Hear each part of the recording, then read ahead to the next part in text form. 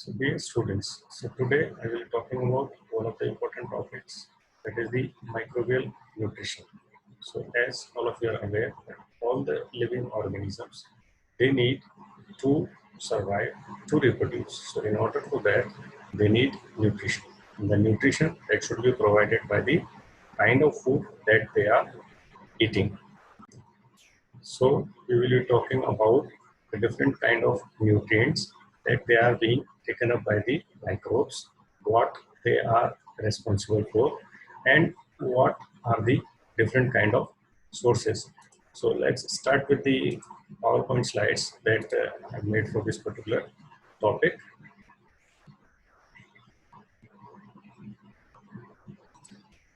Okay, so this is where we start. So the very first point is that all the organisms, they require energy to thrive and reproduce. To thrive means to grow. So initially, all the organisms, they kind of take up the energy, or they take up the food. Different kind of food metabolites are there.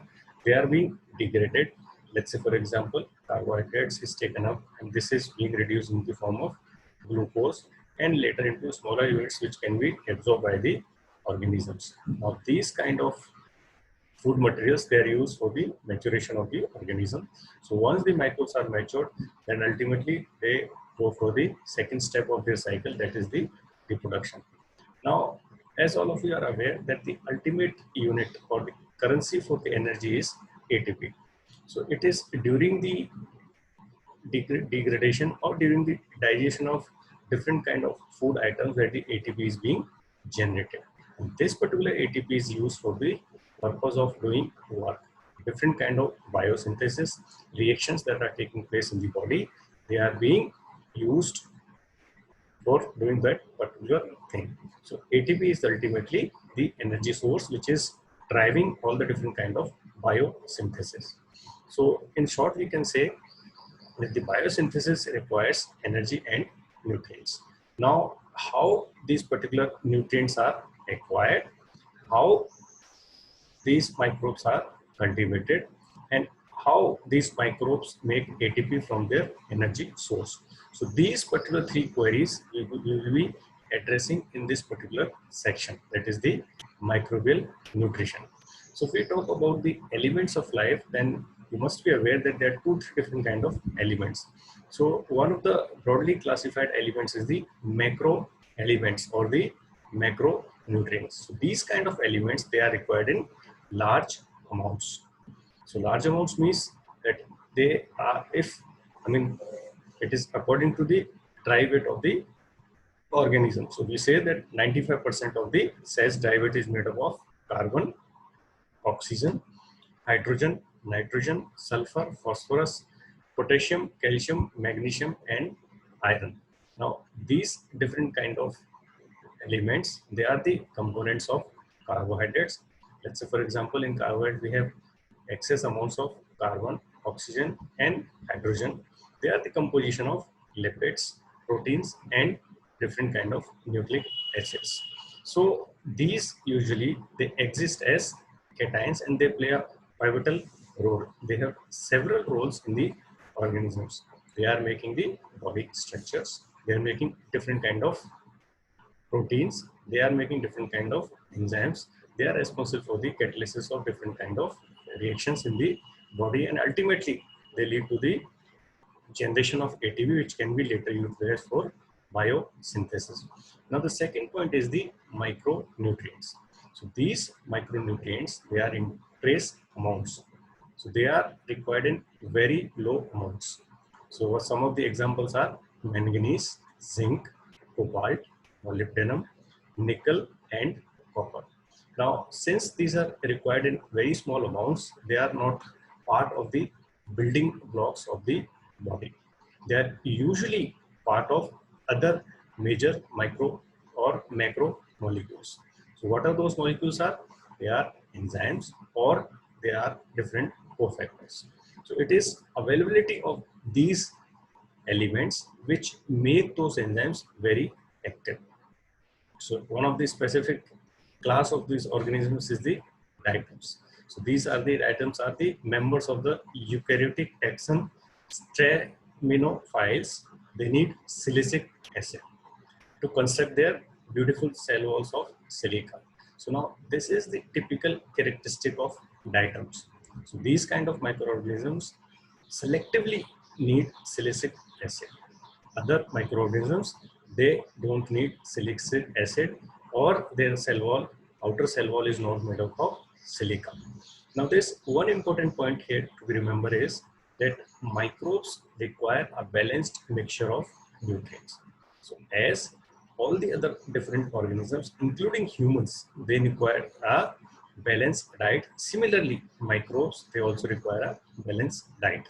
So they need different kind of macromolecules, different kind of macro elements, macronutrients, or they also need micronutrients or trace elements. So a kind of cocktail or a kind of balanced mixture of nutrients is required for the growth, proliferation, and ultimately reproduction of these microorganisms. Now, what is the requirement for carbon, hydrogen, oxygen, and electrons? So all organisms, they need carbon, hydrogen, oxygen, and a source of electrons. Now, this source of electrons, it could be derived via different sources. So if we talk about one by one in this, so carbon is the molecule which is required for organic synthesis. So all the living systems, or in simple terms, all the organic molecules, they are consist of carbon. So carbon is kind of backbone of all the different kind of organic molecules. Second one is the hydrogen. So hydrogen, along with combination in with oxygen, is also a pivotal constituent of organic molecule. So it is the combination of carbon, hydrogen, and oxygen that makes up most of the organic molecules. Now electrons, they are also needed. So electrons, they are needed via during the oxidation and reduction reactions. So they are kind of source which provide energy for the cellular work.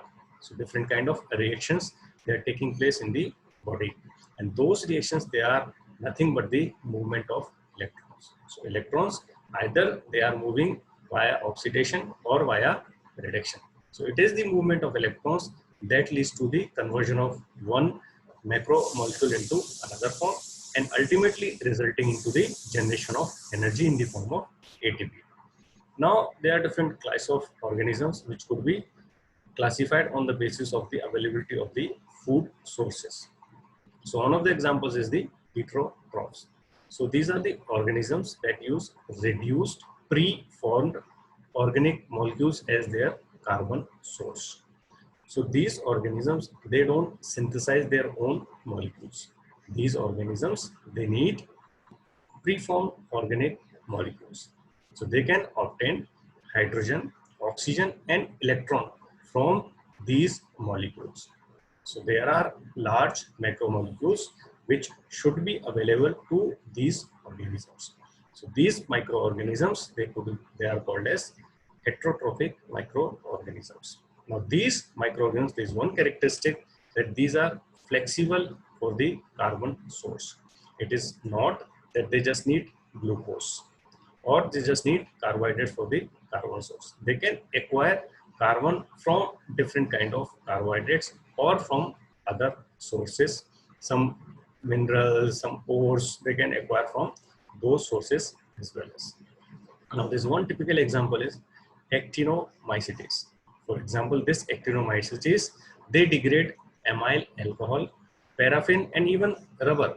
So these are three totally different molecules or compounds from where the actinomycetes is deriving its source of carbon, hydrogen, and oxygen.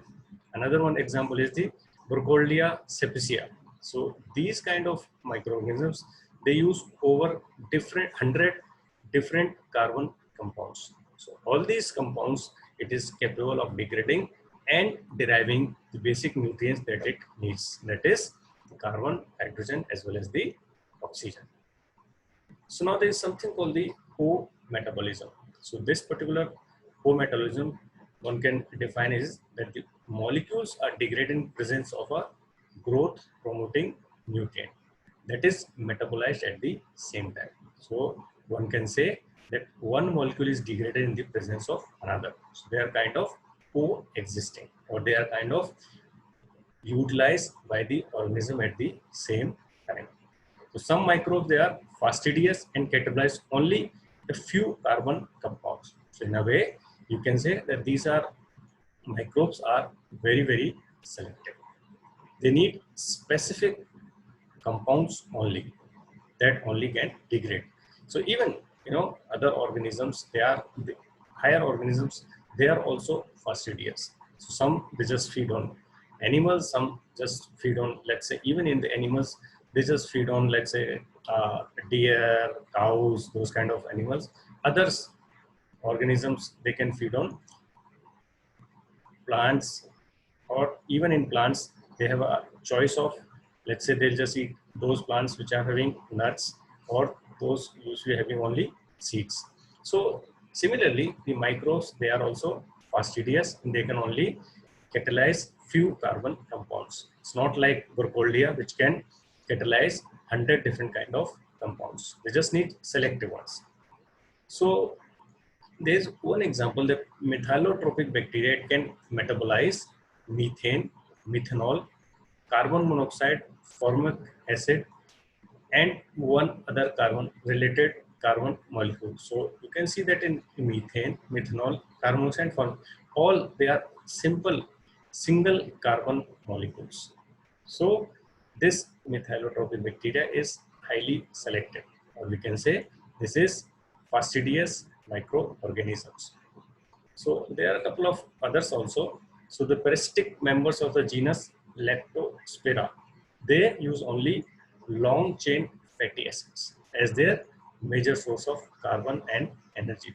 So these kind of organisms, they are very selective. Now this is another class of microorganisms which is called autotrophs. So these organisms, they use carbon dioxide as their sole or principal source of carbon. So similar to the plants, these microorganisms, they can also use carbon dioxide and can synthesize or generate their own energy source. So this CO2 cannot provide energy. Now, this problem that this cannot provide energy to these microorganisms, but it could be used as a source of carbon. So now the autotrophs, they must obtain energy from other sources such as light or reduced inorganic molecules. So as we are aware, the CO2 itself is not capable, but when it is accompanied by light or other sources, then this carbon could be utilized and ultimately could be used in the formation of different large macromolecules. So now this is a typical table where the carbon sources are there and the roles. So let's say, for example, autotrophs. So autotrophs, the CO2 is the sole source or the principal biosynthetic carbon source. So these autotrophs, they take up the carbon dioxide which is freely available in the environment. Now the second one is the heterotrophs. So heterotrophs, they usually use the reduced form of carbon, or they use preformed organic molecules from other organisms. So that could be available from the plants or animals, or maybe other sources which are already available. Now, depending on the energy source, now we can have two different categories. We can have phototrophs or we can have chemotrophs. So phototrophs, these are those microorganisms which are utilizing light as one of the source. The chemotrophs, they are utilizing oxidation of organic or inorganic compounds. Now, depending on the electron source, we can have lithotrophs or the organotrophs. So lithotrophs, they are using reduced inorganic molecules, whereas organotrophs, they are using organic molecules itself. So what are the different nutritional type of microorganisms? So now there are two sources of energy which are available. So number one is the light energy. So light energy, which is kind of available in abundance to the microorganisms, which is exist in the nature as a renewable source of energy. So that could be one of the source. Another one could be the energy derived from oxidizing organic or inorganic molecules. So all the different kind of macromolecules, they could be oxidized, which could be organic or inorganic. So ultimately, oxidizing of those molecules could also lead to the generation of energy. So we have these phototrophs, they use light as their energy source, and we can have chemotrophs. So these chemotrophs, they obtain energy from oxidation of chemical compounds, either organic or inorganic. So another category is lithotrophs. So lithotrophs, they are called as rock eaters as well, because they used reduced inorganic substance as their electron source. So there are different kind of microorganisms which are present at the areas, let's say the mining areas or the areas where different kind of metal ores are found. So these lithotrophs, they kind of use those which are already existing as large molecules. So organotrophs, they extract electrons from reduced organic compounds. So they are kind of a little bit less equipped, that they cannot utilize the naturally existing molecules. They can extract electrons which are reduced. So let's say these kind of organisms, they can utilize the organic molecules which are either reduced by other microorganisms or they are reduced by the plants, or they are available from different kind of other sources. So there are 5 nutrition classes based on their primary source of carbon, energy, and the electrons. So the majority of microorganisms thus far studies are either photo, litho, autotrophic or chemo, organo, heterotrophic. So this is a typical table which is showing the major nutritional types of microorganisms. So let's go one by one to this particular nutritional type organisms. So number one is photolithoautotroph. So in this, the carbon source is CO2, the energy source is the light, the electron donor source is inorganic electron donor. So the representative microorganisms could be purple and green sulfur bacteria, so or the cyanobacteria. So most of the time, these kind of organisms, they are present in abundance in areas where mining is there or some kind of volcanic eruption has taken place. Another category is the photoorganoheterotroph. These organisms, they utilize organic carbon as their source of carbon with the availability of light. Electron source is the organic electron donor here. In the first category, that is the photolithoautotroph, the electron source was the inorganic molecules, but here it is the organic molecules. So example is purple non-sulfur bacteria or green non-sulfur bacteria. So these kind of bacteria, they are kind of sulfur reducing bacteria. So another nutritional type is the chemolithoautotrophs. So these chemolithoautotrophs, their carbon source is the CO2 and they derive energy from the inorganic chemicals. And the electron source, that is also inorganic electron donors. So the examples of these kind of organisms is sulfur oxidizing bacteria, hydrogen oxidizing bacteria, methylogens, nitrifying bacteria, iron oxidizing bacteria. The second category is chemolithoheterotroph. So these are the source of carbon in this particular organisms is organic carbon. The energy source is inorganic chemicals and the electron source is inorganic electron donor. So some of the sulfur oxidizing bacteria like Begioeta, they are the representative microorganisms of this particular class. Another one is the chemoorganoheterotroph. So here also the carbon source is organic carbon. The energy source is organic chemicals, often same as the carbon source. So here the electron donor is the organic electron donor, often same as the carbon source. So you can see that in this particular class, The organic molecules, they act as both carbon source, energy source, as well as the electron source. So these examples are the non-photosynthetic microbes, including pathogens, fungi, and many protists and archaea. So now there's another characteristic of the microorganisms. So these microorganisms alter their metabolism in response to environmental change. So in a way, they can respond to the external stimulus. So depending on the availability of the nutrient source, they can utilize this, they can alter or they can modify their system where they can utilize only the available source of nutrition. For example, purple non-sulfur bacteria, they act as photoorganoheterotroph in the absence of oxygen, but oxidize organic molecules and function as chemoorganotrophically at normal oxygen level. So here you can, this is an example where the organism modifying itself according to the availability of oxygen to them. So now there is another topic, which is the requirement for nitrogen, phosphorus, and sulfur.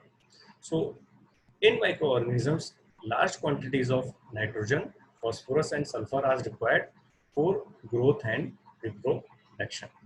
So nitrogen, phosphorus, and sulfur, they are the source, or they are the kind of major ingredient of different large molecules. For example, nitrogen is needed for the synthesis of amino acids. So all the amino acids, they have nitrogen into them.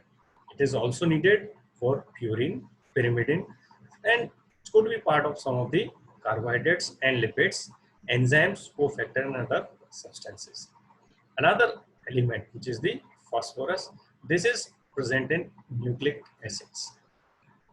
So as we are all aware that nucleic acids, DNA, they have a phosphate backbone. So phosphorus is one of the major ingredients. Then comes the phospholipids. So the name itself suggests that these lipids, they have phosphorus. That's why they call as phospholipids. Then we have other nucleotides as ATP, cofactors, some proteins, and other cell components. They may also have phosphorus. Sulfur is needed for synthesis of amino acids such as cysteine and methionine. So these are two exclusive amino acids which have sulfur. And there are some carbohydrates, biotin and thymine, which also has sulfur in it.